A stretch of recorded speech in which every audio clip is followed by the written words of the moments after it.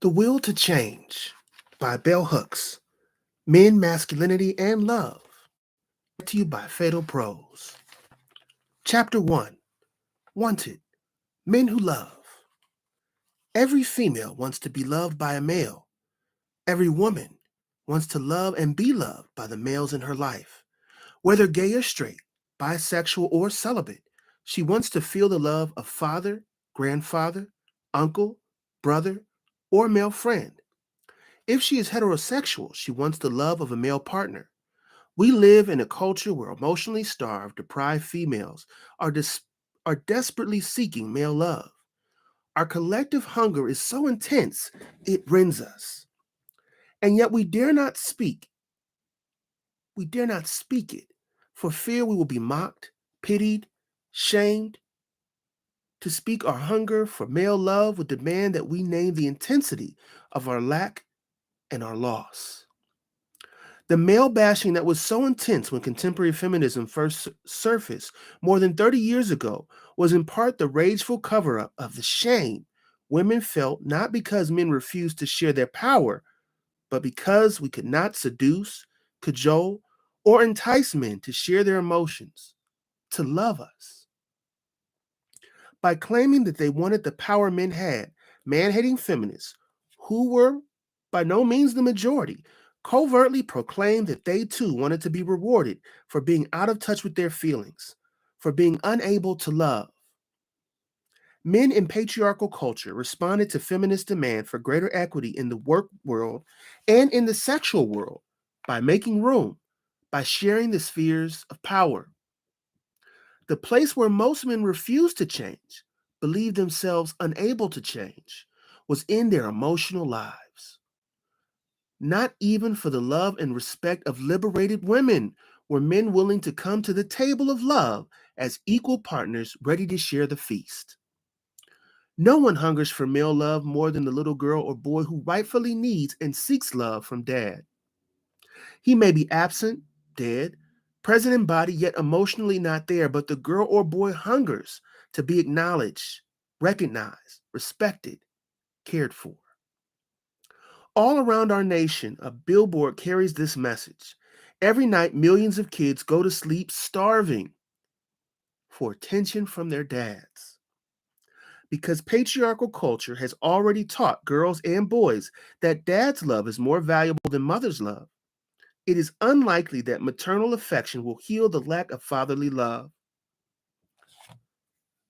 No wonder then that these girls and boys grow up angry with men, angry that they have been denied the love that they need to feel whole, worthy, accepted.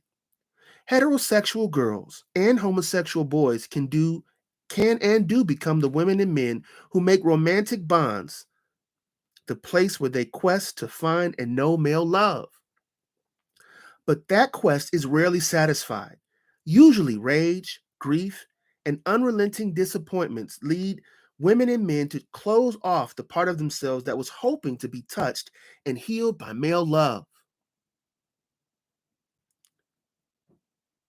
They learn then to settle for whatever positive attention men are able to give. They learn to overvalue it. They learn to pretend that it is love. They learn how not to speak the truth about men in love. They learn to live the lie. As a child, I hungered for the love of my dad. I wanted him to notice me, to give me his attention and his affections. When I could not get him to notice me by being good and dutiful, I was willing to risk punishment to be bad enough to catch his gaze, to hold it, and to bear the weight of his heavy hand. I longed for those hands to hold, shelter, and protect me, to touch me with tenderness and care, but I accepted that this would never be. I knew at age 5 that those hands would acknowledge me only when they were bringing me pain. That if I could accept that pain and hold it close, I could be daddy's girl. I could make him proud. I am not alone. So many of us have felt that we could win male love by showing we were willing to bear the pain, that we were willing to live our lives affirming that the maleness deemed truly manly because it withholds, withdraws, refuses, is the maleness we desire. We learn to love men more because they will not love us. If they dare to love us in patriarchal culture, they would cease to be real men. In her moving memoir, In the Country of Men, Jan Waldron describes a similar longing. She confesses that the kind of father I ached for, I have never seen except in glimpses. I have embellished with wishful imaginings. Contrasting the loving fathers we long for with the fathers we have, she expresses the hunger. Dad. It is a vow against all odds in the face of countless examples to the contrary. Dad. It does not have the utilitarian effect of mum or ma. It's still spoken as a ballad refrain. It's a pledge that originates in the heart and fights for life amid the carnage of persistent, obvious history to the contrary and excruciatingly scant follow through. Mother love is aplenty in the parent. We complain because we have too much of it. The love of a father is an uncommon gem to be hunted, burnished, and hoarded. The value goes up because of its scarcity. In our culture, we say very little about the longing for father love. Rather than bringing us great wisdom about the nature of men in love, reformist feminists focus on male power, reinforce the notion that somehow males were powerful and had it all. Feminist writing did not tell us about the deep inner misery of men. It did not tell us the terrible terror that gnaws at the soul when one cannot love. Women who envied men their hard-heartedness were not about to tell us the depth of male suffering, and so it has taken more than 30 years for the voices of visionary feminists to be heard telling the world the truth about men in love. Barbara Deming hinted at those truths. I think the reason that men are so very violent is that they know deep in themselves that they're acting out a lie, and so they're furious at being caught up in the lie, but they don't know how to break it. They're in a rage because they are acting out a lie, which means that in some deep part of themselves they want to be delivered from it, are homesick from the truth.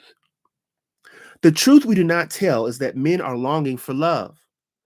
This is the longing feminist thinkers must dare to examine, explore, and talk about. Those rare visionary feminist seers who are now no longer all female are no longer afraid to openly address issues of men, masculinity, and love. Women have been joined by men with open minds and big hearts, men who love, men who know how hard it is for males to practice the art of loving in patriarchal culture.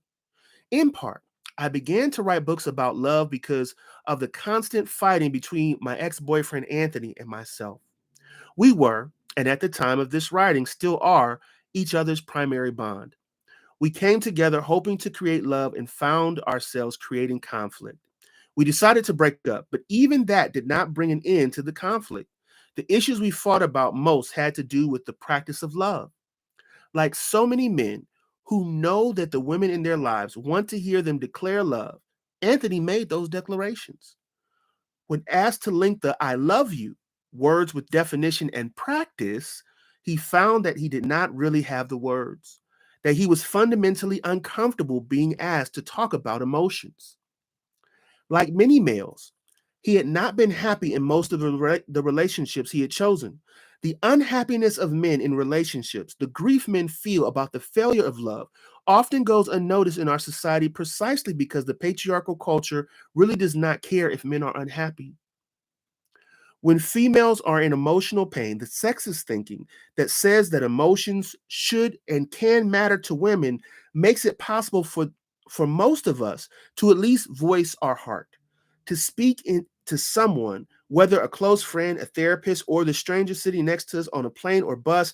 Patriarchal mores teach a form of emotional stoicism to men that says that they are more manly if they do not feel. But if by chance they should feel and the feelings hurt, the manly response is to stuff them down, to forget about them, to hope they go away.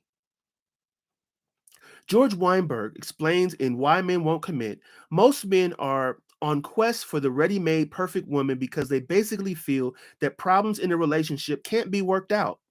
When the slightest thing goes wrong, it seems easier to bolt than to talk. The masculine pretense is the real men feel no pain. The reality is that men are hurting and that the whole culture responds to them by saying, please do not tell us what you feel. I have always been a fan of the Sylvia cartoon, where two women sit, one looking into a crystal ball as the other woman says, he never talks about his feelings.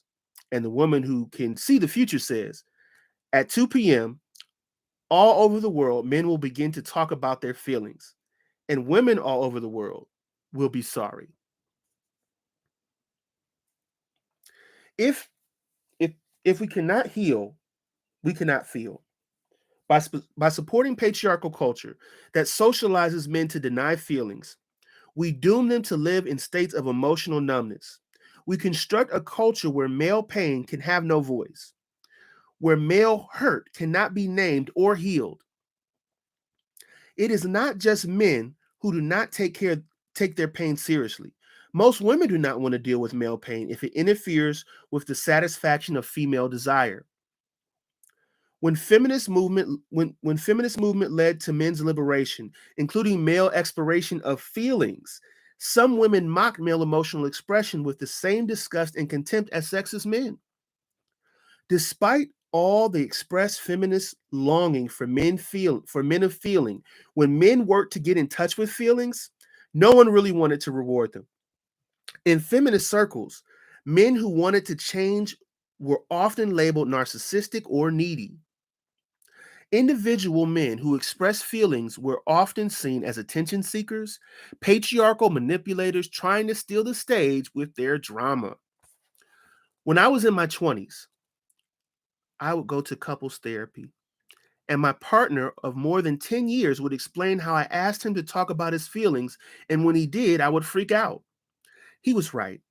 It was hard for me to face that I did not want to hear about his feelings when they were painful or negative, that I did not want my image of the strong man truly challenged by learning of his weakness and vulnerabilities. Here I was, an enlightened feminist woman who did not want to hear my man speak his pain because it revealed his emotional vulnerability. It stands to reason, then, that the masses of women committed to the sexist principle that men who express their feelings are weak really do not want to hear men speak, especially if what they say is that they hurt, that they feel unloved. Many women cannot hear male pain about love because it sounds like an indictment of female failure. Since sexist norms have taught us that loving is our task, whether in our role as mothers or lovers or friends, if men say they are not loved, then we are at fault. We are to blame. There is only one emotion that patriarchal values when expressed by men. That emotion is anger. Real men get mad. And their madness, no matter how violent or violating, is deemed natural, a positive expression of patriarchal masculinity. Anger is the best hiding place for anybody seeking to conceal pain or anguish of spirit. My father was an angry man. At times, he still is, even though he is past 80 years old. Recently, when I called home, he said, speaking of me and my sister, I love you both dearly. Amazed to hear Dad speak of love, I wanted to talk, but I could not find words.